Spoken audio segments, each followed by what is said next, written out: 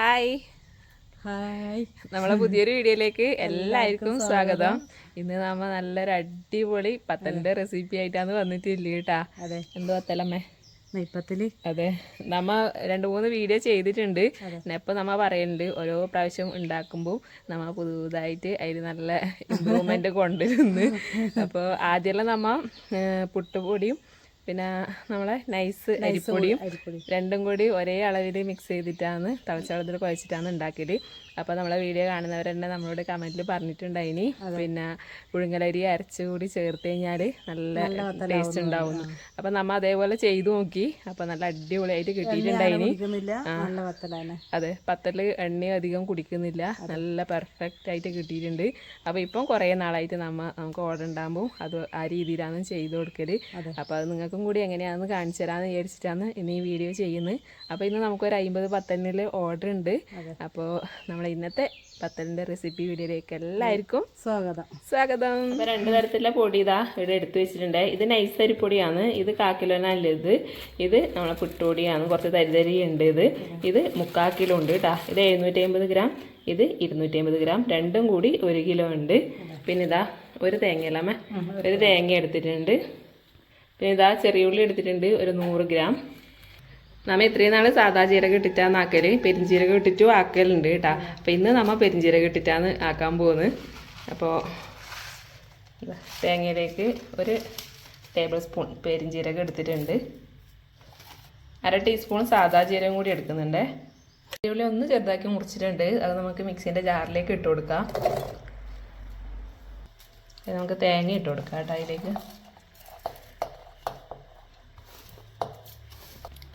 തേങ്ങയും ജീരകവും എല്ലാം മുഴുവനായിട്ട് ഇട്ട് കൊടുക്കുന്നുണ്ട്. ഇതൊന്ന് ഒതുക്കിയെടുക്കണം.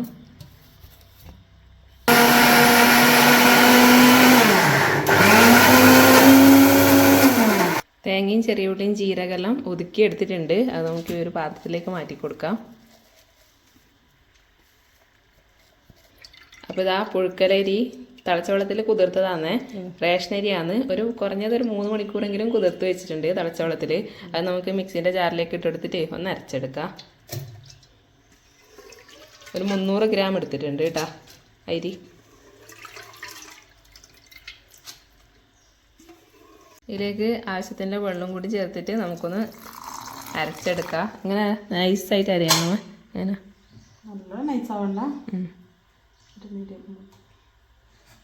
നമുക്ക് ഒന്ന് അരച്ചെടുക്കേ. കുറച്ച് കല്ലുപ്പ് ഇട്ട് കൊടുക്കുന്നുണ്ട്. പുഴുക്കലരി അരക്കുന്ന സമയത്ത് ഇപ്പോൾ കുഴച്ചെടുക്കാൻ വേണ്ടി വലിയൊരു ഉരുളി എടുത്തിട്ടുണ്ട്. അതിലേക്ക് നമുക്ക് ആദ്യം പുട്ടുപൊടി ഇട്ട് കൊടുക്കാം. അപ്പോൾ ഇതാ ഇതിലേക്ക് 3/4 കിലോ 750 ഗ്രാം പുട്ടുപൊടി ചേർത്ത് കൊടുത്തിട്ടുണ്ട്. നമുക്കിതിലേക്ക് നൈസ് അരിപ്പൊടിയും കൂടി ചേർത്ത് കൊടുക്കാം, 250 ഗ്രാം. എല്ലാം കൂടി ഒന്ന് മിക്സാക്കി കൊടുക്കാം. അപ്പോൾ ഇതെല്ലാം റെഡിയാക്കുന്നതിന് മുന്നേ വെള്ളം തിളപ്പിക്കാൻ വേണ്ടിയിട്ട് വെക്കണം. തിളച്ച വെള്ളത്തിൽ വേണം കുഴച്ചെടുക്കാൻ വേണ്ടിയിട്ട്. തിളച്ച വെള്ളത്തിൽ ഉപ്പും ചേർത്തിട്ട് വേണം കുഴച്ചെടുക്കാൻ. നമുക്ക് ചതച്ച തേങ്ങയും ഉള്ളിയും ചെറിയ ഉള്ളിയും ജീരകവും അതെല്ലാം ഇതിലേക്ക് ഇട്ട് കൊടുക്കാം. ഇതാണ് ആ പത്തലിൻ്റെ നല്ലൊരു ടേസ്റ്റ് കിട്ടലല്ലേ അമ്മ. അങ്ങനെ കാണില്ലേ ചെറുതിട്ടത്.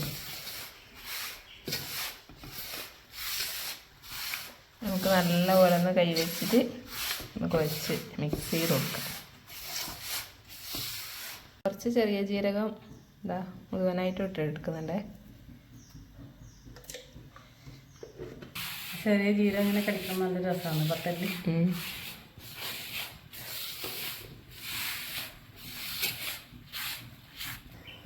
നമുക്ക് തിളച്ച വെള്ളം ഇതിലേക്ക് കുറച്ച് കുറച്ചായിട്ട് കോരി ഒഴിച്ചിട്ട് ഇതൊന്ന് കുഴച്ചെടുക്കണേ.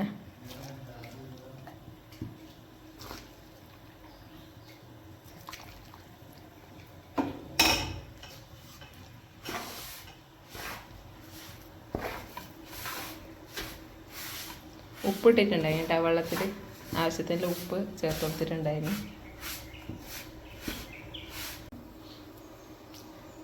ഇതിന് കുറച്ച് കുറച്ച് വെള്ളമാക്കിയിട്ട് ഒന്ന് ടൈറ്റിൽ കുഴച്ചെടുത്തതിന് ശേഷം നമുക്കിത് അരച്ച മാവും കൂടി അതിലേക്ക് ചേർത്തിട്ട് വേണം ഇനി ബാക്കി കുഴക്കാൻ വേണ്ടിയിട്ട്. അതുകൊണ്ട് ആദ്യം തന്നെ ഒരുപാട് വെള്ളമാക്കിയിട്ട് ലൂസാക്കാൻ പാടില്ല അല്ലമ്മ. ലേഗൂസ് ഒന്നും പറയുന്നില്ലല്ലോ ലേഗൂസേ. ക്ഷീണം പിടിച്ചു. നമുക്ക് ഇന്ന് മൊത്തം ഓർഡർ ഉണ്ടായിന്, ഉണ്ണിയപ്പത്തിൻ്റെ ഓർഡർ ഉണ്ടായിന് കുറേ.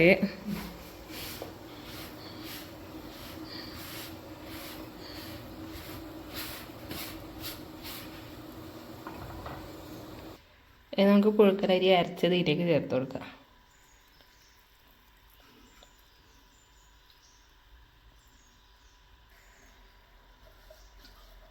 എല്ലാം കൂടെ ഒന്ന് മിക്സ് ആക്കി എടുക്കാം.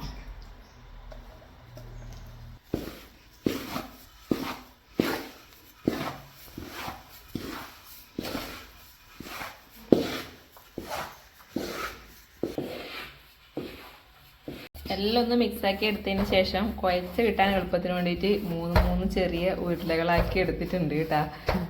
അപ്പം അത് നല്ല ചപ്പാത്തീൻ്റെ ആ ഒരു പരുവത്തിൽ വേണം കുഴച്ചെടുക്കാൻ വേണ്ടിയിട്ട്. അതമ്മ അധികം കട്ടിയാവാനും പാടില്ല, ലൂസാവാനും പാടില്ല. പിന്നെ ഇത് ചുടുന്ന സമയത്ത് എന്തെല്ലാം ശ്രദ്ധിക്കണ്ട്? തീ നല്ലോണം കത്തണം. നല്ലോണം കത്തിയാലേ അല്ലെങ്കിൽ എണ്ണ കുടിക്കും. അപ്പോൾ നമുക്ക് മാവെല്ലാം കുഴച്ചെടുത്തിട്ടുണ്ട്. ഇനി നമുക്ക് പരത്തിയിട്ട് ചൂടാം. പിന്നെ പ്രസ്സിൽ കുറേ ആൾ പറയുന്നുണ്ടെങ്കിൽ എളുപ്പമായില്ലേ പ്രസ്സിലാക്കി കൂടെയെന്ന്. പ്രസ്സിൽ ആയാലും പ്രസ്സിൽ ഇങ്ങനെ വെച്ചിട്ട് ഇങ്ങനെ മുട്ടാനേ പാടുള്ളൂ. കുറച്ചിങ്ങനെ ആയിപ്പോയി പിന്നെ അത് മറ്റേ പത്തലിൻ്റെ അത്ര വലിപ്പം വരും. പക്ഷെ നമുക്ക് ഇതന്നെ നല്ലത് മൂടി വെച്ചിട്ട്. പത്തലിൻ്റെ എത്ര ചപ്പാത്തിയിൽ എത്ര വലിപ്പം വരും? മറ്റേ നൈസ് പത്തിരി അതുപോലെ വരും. അതിൻ്റെ റെസിപ്പി കാണിക്കോ ചോദിച്ചിട്ടുണ്ടായിനി, ഒരു വീഡിയോയിൽ നമുക്ക് കാണിക്കാം കേട്ടാ. നൈസ് പത്തിരിൻ്റെ നെയ്പത്തിരിൻ്റെ അല്ല, മറ്റേ പത്തിരിൻ്റെ റെസിപ്പി കാണിക്കോ ചോദിച്ചിട്ടുണ്ടായി.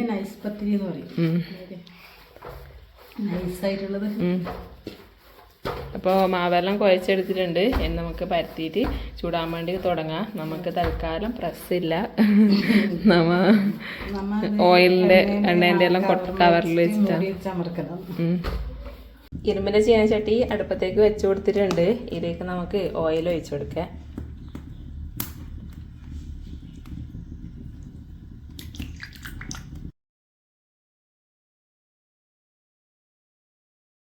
$500 ഗ്രാം സൺഫ്ലവർ ഓയിൽ മുഴുവനായിട്ട് ഒഴിച്ചു കൊടുത്തിട്ടുണ്ട്. ഇതിന് ഇടുന്ന ചൂടാവുന്ന സമയം കൊണ്ട് നമുക്ക് ഓരോന്നായിട്ട് പരത്തിയെടുക്കാം.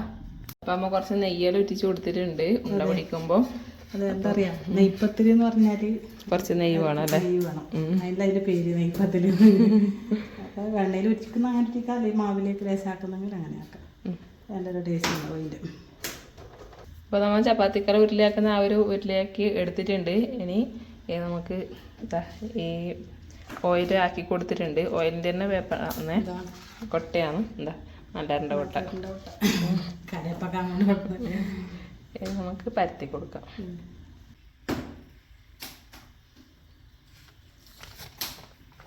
വേറൊരു കവർ എടുത്തിട്ട് പൊത്തി കൊടുക്കുന്നുണ്ട്.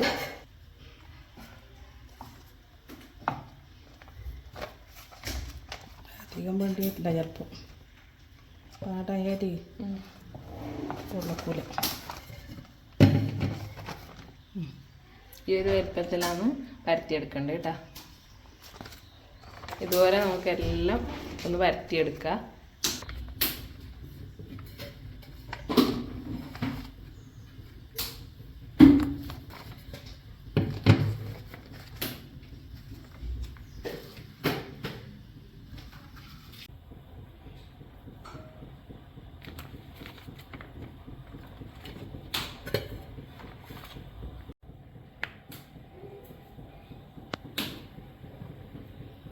അപ്പോൾ നമ്മളെ എണ്ണ നല്ലപോലെ ചൂടായിട്ടുണ്ട്. നമുക്ക് ഓരോന്നായിട്ട് ഇട്ട് കൊടുക്കാം.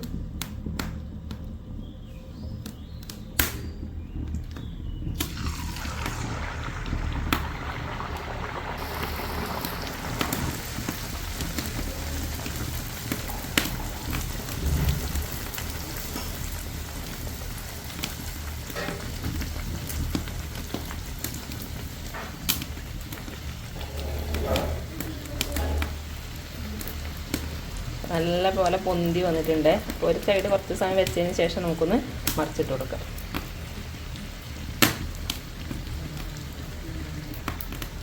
ഇതായിട്ടുണ്ട്, നമുക്ക് കോരിയെടുക്കുക.